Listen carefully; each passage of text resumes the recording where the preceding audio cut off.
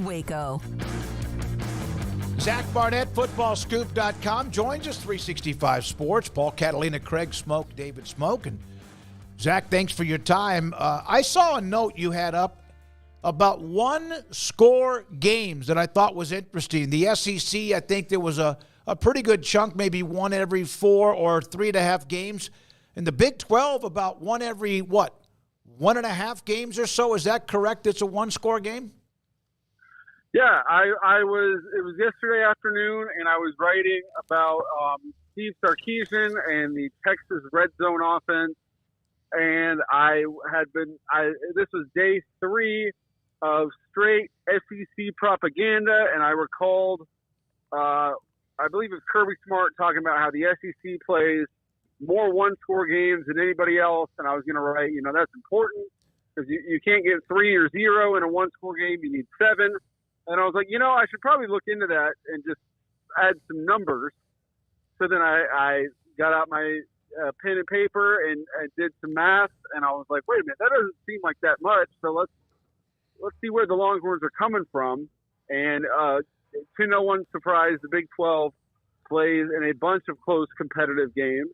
And so I just tweeted it out just because the anecdote left my story, and I was like, well, I got to do something with this. And I'm very surprised how it took off the way that it did. You're there, kind of in the midst of SEC Media Days in Dallas. What do you feel their percent, like there's a lot of SEC versus Big 12 stuff or SEC versus ACC stuff. What do you feel the realistic perception within that conference of themselves is? Is it as braggadocious as we see?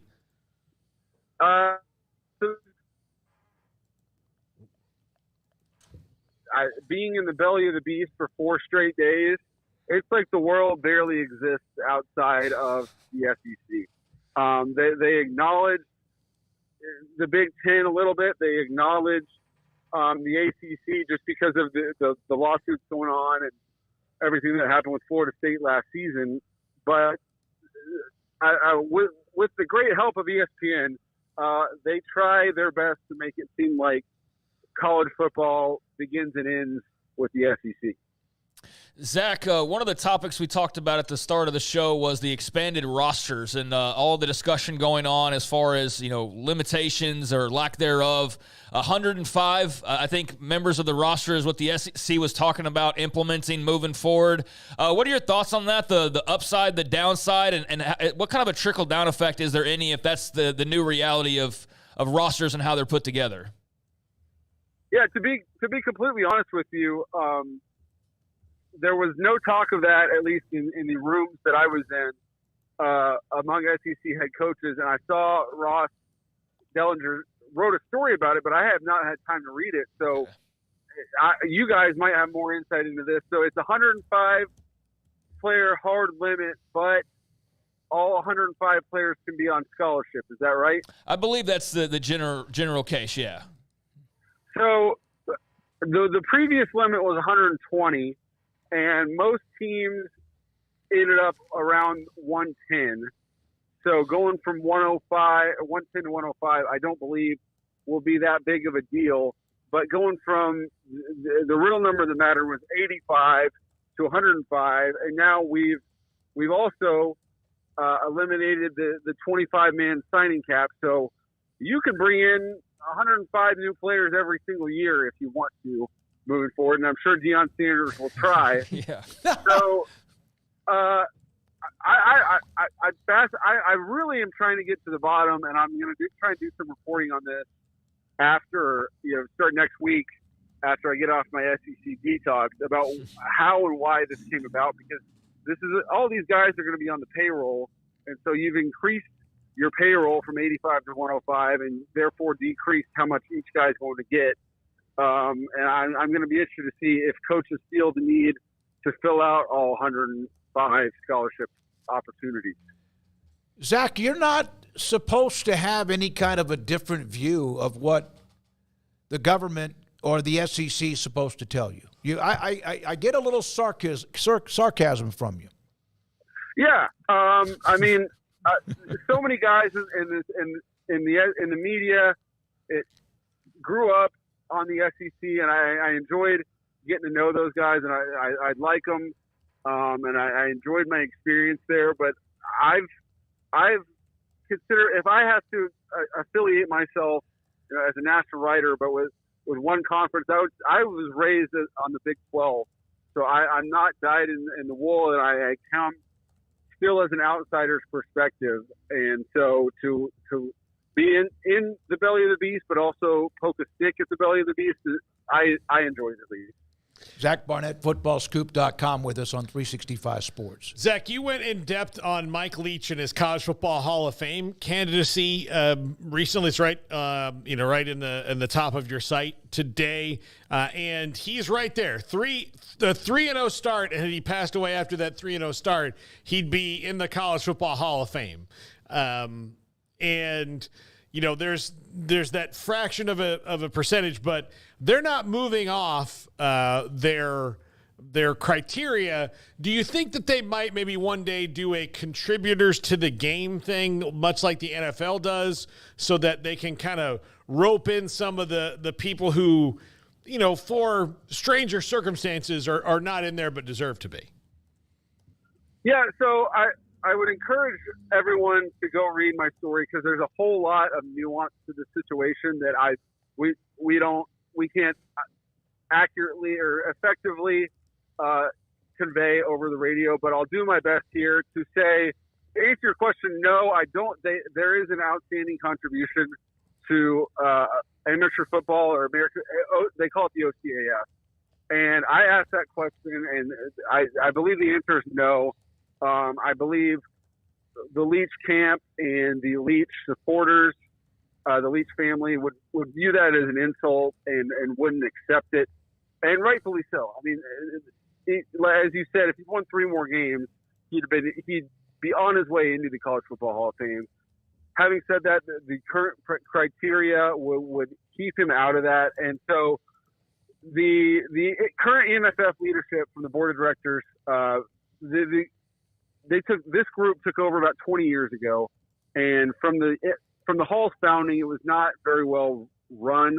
And so when current leadership came aboard, one of their charges was, you need to standardize the Hall of Fame, you need to professionalize it and make it look good, make it make sense. So they came up with a solid criteria. I mean, on its face, coaching 100 games and winning 60% of them does not seem like a too high of a bar to clear for a College Football Hall of Fame coach. And then Mike Leach is probably the most unique situation there is. And so in the story, the NFF COO Matthew Sine explained that they can't and they're not going to make an exception just for Mike Leach. That wouldn't sit well with anyone. So the NFF Honors Court, they have discussions about the parameters. They have those a lot, and the Mike Leach situation will spark more of those discussions, because I think everyone believes in their heart of hearts Mike Leach belongs in the College Football Hall of Fame, but at the same time they don't want to open the floodgates to everyone. So this is my opinion. They're going to find a way to make a sensible adjustment to the criteria that would allow Mike Leach to get in without opening the floodgates to everyone. But there's a lot more to it than meets the eye, that the NFF says Mike Leach didn't win 60% of his games, so he has no shot at making the College Football Hall of Fame.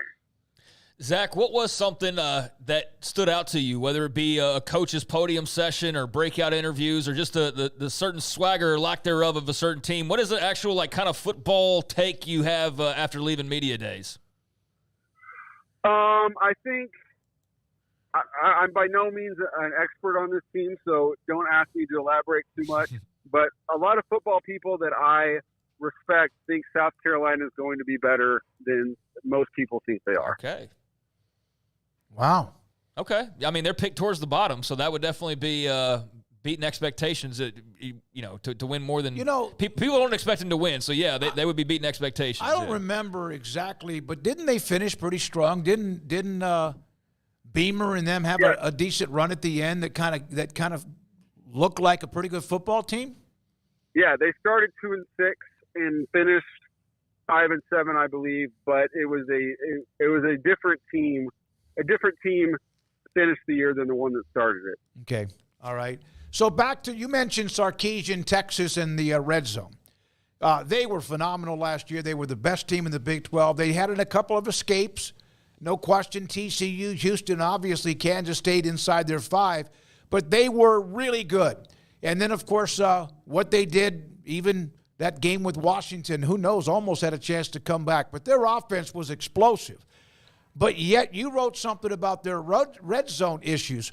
Why is that when they had a hell of a running game? They have phenomenal receivers. They have big, tight end type red zone with Sanders and company and, of course, others. Why did they struggle in the red zone?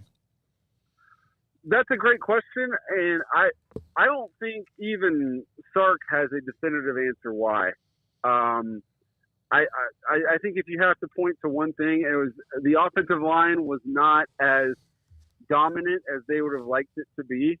And even though they had a lot of highly regarded guys, a lot of experienced guys, it was not the type of unit that can impose its will. And they hope that it will be that group this year. They bring back 4 starters.